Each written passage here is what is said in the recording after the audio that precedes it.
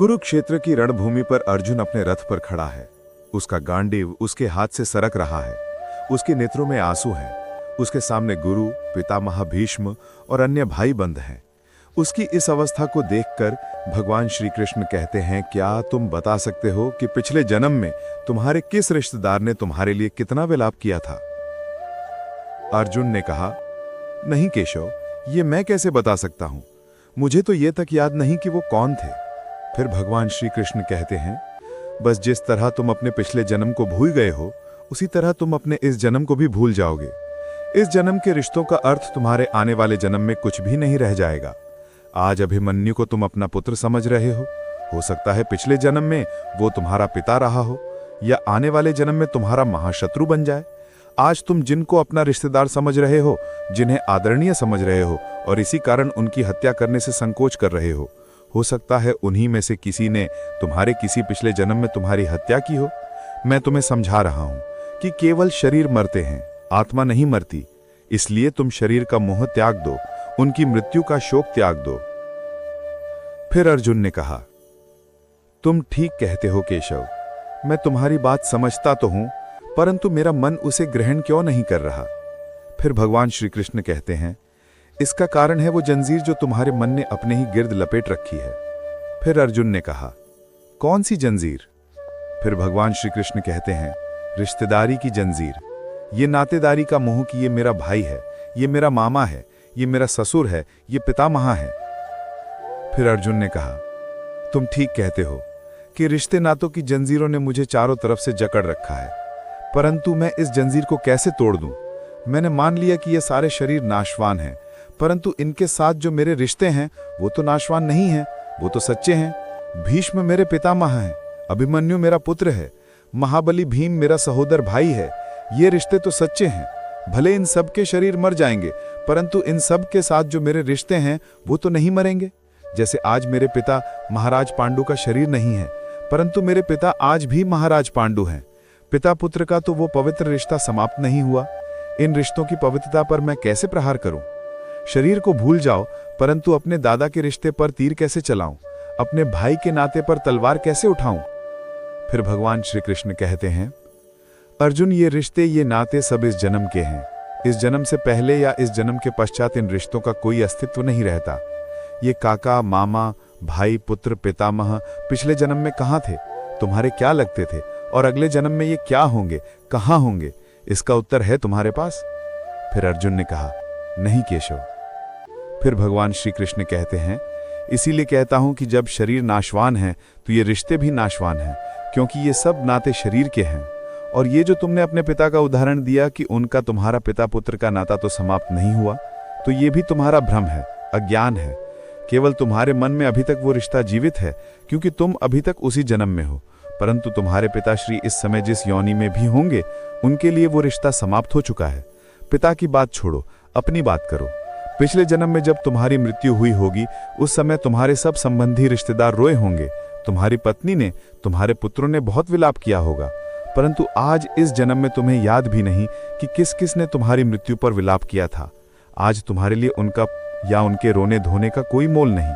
इसलिए समझा रहा हूं कि ना किसी के मरने का शोक करो, ना किसी के साथ नाता टूटने का दुख मानो।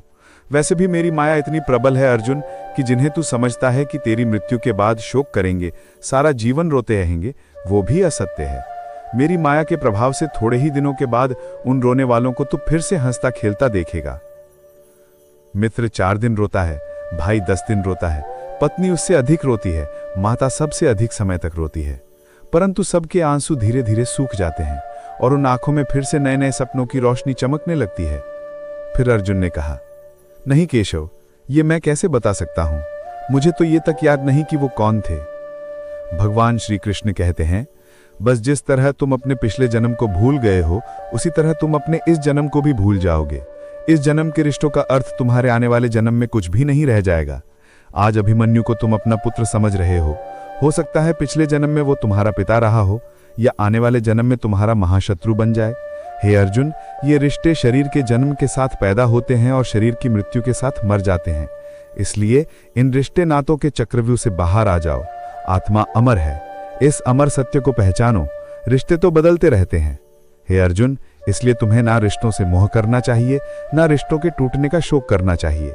यही सांख्य योग का ज्ञान है कि मनुष्य को एक सन्यासी की भांति सोचना चाहिए कि ये सब रिश्ते नाते मोह को उत्पन्न करते हैं, और मोह इन रिश्तों को इतनी जोर से पकड़ लेता है जैसे एक लोभी पुरुष नदी में डूबते हुए भी धन की गठरी को नहीं छोड़ता और आखिर में उसी गठरी के बोझ से खुद भी डूब जाता है।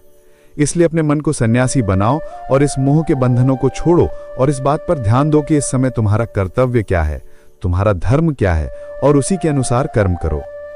अर्जुन और कृष्ण की वार्तालाप को कैलाश पर्वत पर बैठे शिव और मां पार्वती देख रहे थे, तो मां पार्वती शिव से बोली, हे भगवान, धर्म को निभाते हुए मनुष्य कर्म तो करेगा ही, और कर्म करेगा तो सन्यास को कैसे निभाएगा?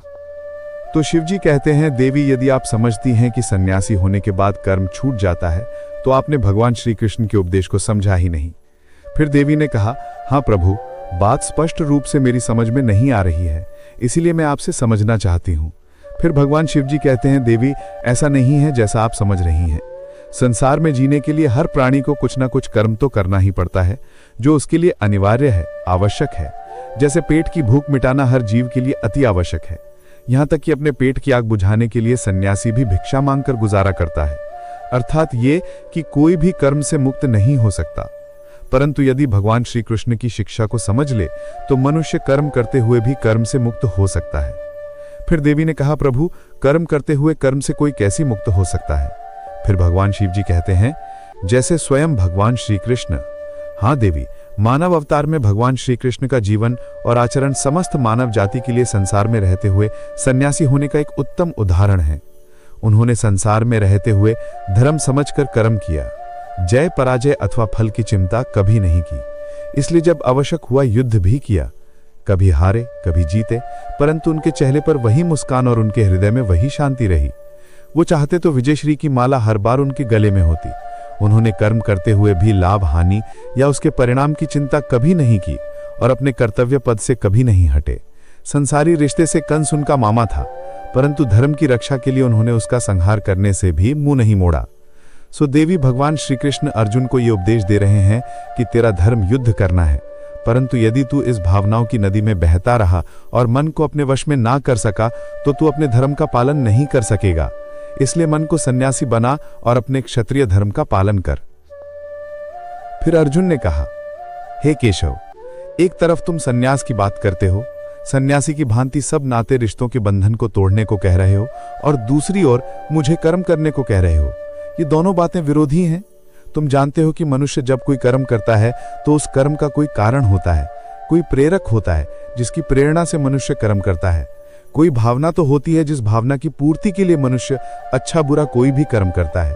अर्थात कर्म की जड़ में एक भावना होती है और भावना की जड़ में कोई ना कोई रिश्ता होता है, क्योंकि किसी ना किसी रिश्ते की जड़ से ही तो भावना पैदा होती है। इसलिए यदि मनुष्य सारे रिश्ते तोड़ देगा, अपनी भावना को त्याग देगा, तो फिर वो कर्म किसके लिए करेगा? फिर भगवान श्री कृष्ण कहते हैं, अपने धर्म के लिए। हाँ, अपने धर्म के लिए, अर्थात धर्म के लिए भावना की आवश्यकता नहीं होती, बल्कि अपने कर्तव्य के ज्ञान की आवश्यकता है।